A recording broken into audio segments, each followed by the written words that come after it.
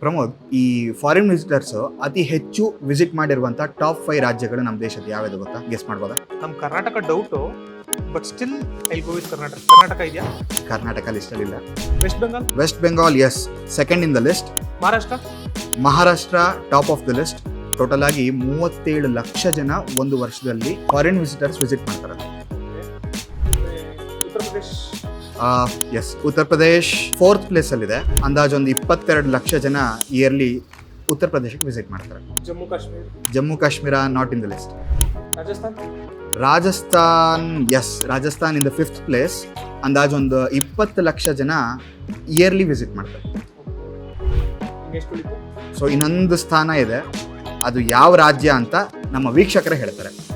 ಈ 3ನೇ ಸ್ಥಾನದಲ್ಲಿರುವಂಥ ರಾಜ್ಯ ಯಾವುದು ನಿಮಗೆ ಗೊತ್ತಿದ್ರೆ ಕಮೆಂಟ್ ಮಾಡಿ. ಇದಿಷ್ಟು ಅಫಿಷಿಯಲ್ ಆಗಿ ಸೆಂಟ್ರಲ್ ಟೂರಿಸಂ ಡಿಪಾರ್ಟ್ಮೆಂಟ್ ಇಂದ ಸಿಕ್ಕಿರುವಂಥ ಮಾಹಿತಿ. ಇದಾಗಿತ್ತು ನಮ್ಮ ಜುಗಲ್ಬಂಡಿ.